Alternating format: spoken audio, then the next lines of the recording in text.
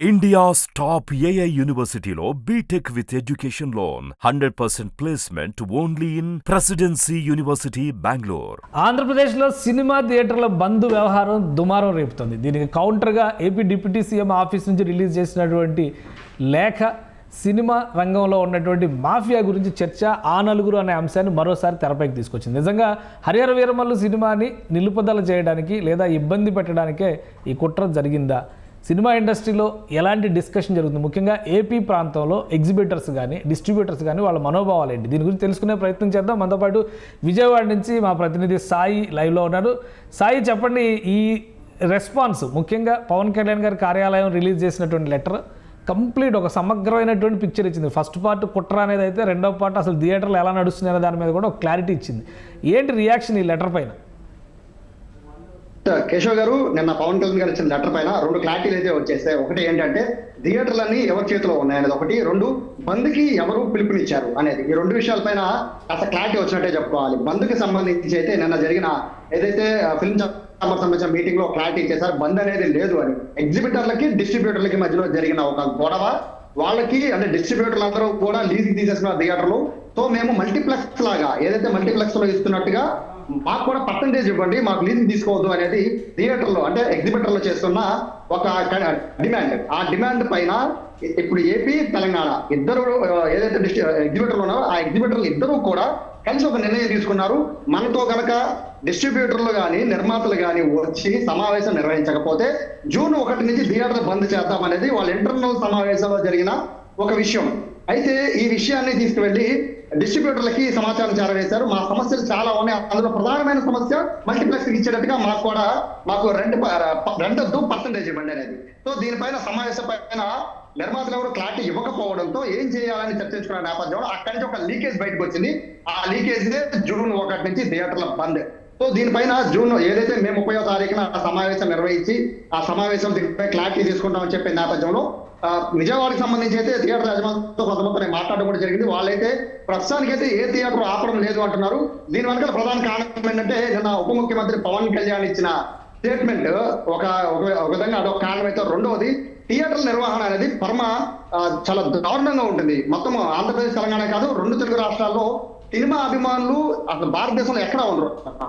అంతమంది సినిమా అభిమానులు రెండు తెలుగు రాష్ట్రాల్లో ఉంటారు. వారిని క్యాష్ చేసుకునే ప్రయత్నం థియేటర్లు చేస్తున్నాయి. ఇది ఎందుకు చేస్తున్నాయి అనే కోణంలో పవన్ కళ్యాణ్ ఆఫీస్ నుంచి వచ్చిన ఒక లెటర్ అయితే ఇప్పుడు ఈ రెండు విషయాల క్లారిటీ వచ్చింది. ఒకటి, బంద్ జరగదు అని స్వచ్ఛందంగా వాళ్లే ముందుకు వచ్చి చెప్తున్నారు. రెండో విషయం, థియేటర్లో నడిపే విధానం పైన. ఎందుకంటే థియేటర్లో మోస్ట్ ఆఫ్ థియేటర్లు 70% ఏపీలో కానీ తెలంగాణలో కానీ 70% థియేటర్లు అన్ని కూడా డిస్ట్రిబ్యూటర్ల చేతిలో ఉంటాయి. డిస్ట్రిబ్యూటర్లు మీన్స్ నిర్మాతలు ఇద్దరు దాదాపుగా ఒకటే. సో వాళ్ళ చేతిలో థియేటర్లు ఉంటాయి. వాళ్ళు రెండు రకాలుగా థియేటర్ని వాళ్ళు గుప్పెట్లో పెట్టుకుంటారు. ఒకటి, మూతపడిపోతున్న థియేటర్లే, సరిగా రన్ అవ్వని థియేటర్లే వాళ్ళు 7 నుంచి 8 సంవత్సరాల పాటు లీజుకి తీసుకుంటారు. రెండవది, ఏ కొత్త సినిమా రిలీజ్ అయినా 3 రోజులు, వారం రోజులు, 15 రోజులు ఇలా ఫ్లాట్ల వారీగా లీజుకి తీసుకుంటూ ఉంటారు థియేటర్స్. కానీ ఒక డౌట్ ఇక్కడ ఏంటంటే, ఆ నలుగురు అని ఒక అంశాన్ని తెరపైకి తీసుకొచ్చారు. మినిస్టర్ కందుల దుర్గేష్ గారు స్వయంగా ఇక్కడ కుట్ర ఉంది, దీనిపైన హోంశాఖ పరిధిలో విచారణ జరగాలనేటువంటి ఒక డిమాండ్ని పెట్టారు. ఆయన మీడియా ముఖంగా కూడా మాట్లాడారు. అంటే అంత సీరియస్గా వాళ్ళు తీసుకోవడానికి ఆధారం ఏమై ఉంటుంది? ఏ ఆధారం లేకుండా అయితే రియాక్ట్ అవ్వడానికి కూడా అవకాశం ఉండదు. ఒక డిస్ట్రిబ్యూటర్ల సమస్య, ఎగ్జిబిటర్ల మధ్య ఉన్నటువంటి సమస్య అనుకుంటే దాదాపు ఈ తతంగం 10-15 ఏళ్ళుగా నడుస్తుంది. ఈ డిమాండ్ అనేది చాలా కాలంగా నడుస్తుంది. అకస్మాత్తుగా ఇది తెరపైకి వచ్చిందంటే తెర వెనుక ఉన్న వ్యక్తులు ఎవరు అనేది కందుల దుర్గేష్ గారు రైజ్ చేసినటువంటి అంశం ఏంటది? ఇక్కడ యాక్చువల్గా ఒక విషయం చెప్పాలంటే, ఎగ్జిబిటర్ డిస్ట్రిబ్యూటర్ ఇద్దరు ఒకటి. వాస్తవంగా వీళ్ళు లీజుకి తీసేస్తున్నారు, వాళ్ళు గుప్పెట్లో ఉన్నాయంటే పూర్తిగా అది డిస్ట్రిబ్యూటర్లు అంటే నిర్మాతలు. కొంతమంది నిర్మాతలు, ఆ నిర్మాతల పేర్లు బయటికి చెప్పట్లేదు కానీ అందరికీ తెలిసిన ఒక ఆ నలుగురు అనే నిర్మాతలు కొన్ని ఏళ్లు బట్టి సినిమా ఇండస్ట్రీని వెళ్తున్న ఆ నలుగురు అనే నిర్మాతల చేతిలోనే 80% థియేటర్లు ఉన్నాయంటే ఇక 20%, ఆ 20% ఇండివిజువల్ థియేటర్ వాళ్ళు ఏం చేయలేని పరిస్థితి. సో థియేటర్ల బంద్ పిలుపునిచ్చేది ఎవరు అంటే ఆ ఉన్న 80% మంది ఆ నలుగురు అనేది. సో ఆ నలుగురు ఎందుకని ఇప్పుడు జూన్ మంత్ లో చూస్తే ఏ పెద్ద సినిమా లేదు, ఒకే ఒక్క పెద్ద సినిమా హరిహర వీరమల్లు. అది ఉప ముఖ్యమంత్రి పవన్ కళ్యాణ్ గారు ప్రెస్టీజియస్ గా తీసుకుని చేసిన సినిమా. ఎన్నో కష్టపడ్డ నిర్మాత అయితే దాదాపుగా ఆ సినిమా రిలీజ్ కోసం ఎప్పటి నుంచో ఎదురు చూస్తున్నారు. ఈ మూమెంట్ లో తెప్ప కట్టకుండా డిస్ట్రిబ్యూటర్ల చేతిలో ఉన్న థియేటర్లు ఏవైతే 80% ఉన్నాయో వాటిల్లో నుంచి మూసేస్తాము అంటే అది దేనికి సంకేతం ఇస్తోంది? సో ఆ థియేటర్ ని మూసేయడం అంటే హరిహర వీరమల్లు సినిమాకి వాళ్ళు కొంచెం నష్టపరిచే కార్యక్రమాలు చేస్తున్నారా, లేదా ప్రభుత్వాన్ని బెదిరించే కార్యక్రమం చేస్తున్నారా? ఎందుకంటే ఇక్కడ జరుగుతున్న అంశం కేవలం డిస్ట్రిబ్యూటర్లకి అండ్ ఎగ్జిబిటర్లకి, అంటే ఏంటంటే మిగిలిన 20% సొంత థియేటర్లో నడుపుకుంటున్న కేవలం 20% మంది మాత్రమే వాళ్ళ చెప్తున్న డిమాండ్ నెరవేర్చే పరిస్థితి ఉండదు.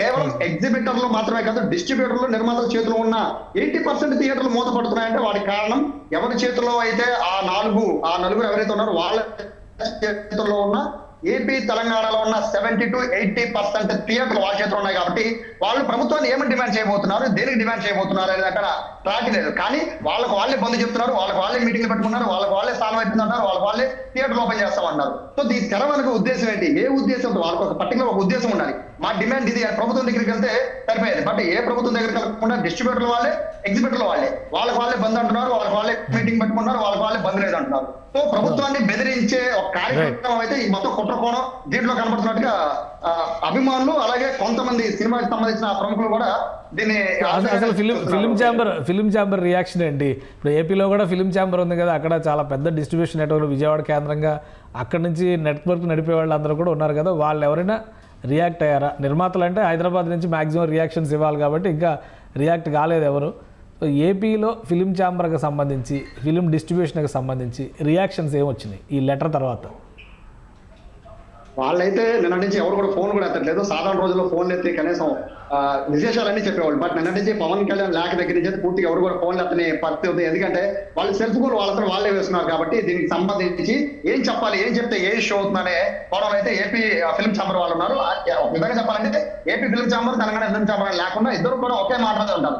ఏ ఇష్యూ నడపాలన్నా రేట్లు పెంచడం దగ్గర నుంచి సినిమా రిలీజ్ వరకు ఎన్ని రోజులు ఆడితే ఇవన్నీ కూడా రెండు ఫిల్మ్ ఛాంబర్ వాళ్ళు కలిసి కూర్చొని మాట్లాడుకుంటారు. కాబట్టి ఏపీ ఫిల్మ్ ఛాంబర్ నుంచి అయితే అసలు ఎటువంటి రెస్పాన్స్ లేదు. ముఖ్యంగా స్పందించాల్సింది ఏపీ వాళ్ళే. ఏపీ ఫిల్మ్ ఛాంబర్ వాళ్ళు ఎక్కువ మంది రెస్పాన్స్ అవ్వాలి. అయితే నిన్న ఇచ్చిన లెటర్ ఏదైతే లేఖ విడుదలైందో అప్పటి నుంచి కూడా ఎవరు కూడా ఫోన్లు ఎత్తట్లేదు. ఏపీ ఫిల్మ్ ఛాంబర్ లో ఉన్న ఏ ఒక్కరు కూడా ఫోన్లు ఎత్తట్లేదు.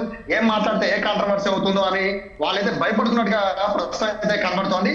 ఒక విధంగా చెప్పాలంటే ఈ నిన్న జరిగిన ఇష్యూ మొత్తం కూడా ఏదైతే బంద్ అని చెప్పారో అది పూర్తి సెల్ఫ్ గోల్ కిందే చూడాలి. దీని పర్యవసానం ఏంటి అంటే ఇప్పుడు పవన్ కళ్యాణ్ గారి లేఖలో చాలా స్పష్టంగా చెప్పారు, థియేటర్ల పైన ఫోకస్ పెడతామన్నారు. అది వీళ్ళు వేసుకున్న సెల్ఫ్ గోల్ వల్ల వాళ్ళే నష్టాలు చేసుకున్నట్టుగా దీన్ని భావించాలి. ఎందుకంటే థియేటర్ల మెయింటెనెన్స్ అనేది అత్యంత దారుణంగా ఉంటుంది. చాలా దారుణం. మల్టీప్లెక్స్ అయితే కొన్ని వాళ్ళు కట్టే జిఎస్టీలు కానీ లేకపోతే వాళ్ళు అమ్మేవి కానీ లేకపోతే స్టాంప్ కానీ ప్రతి దానికి మినిమం లెక్క ఉంటుంది. బట్ థియేటర్లకి లెక్కలే ఉండవు.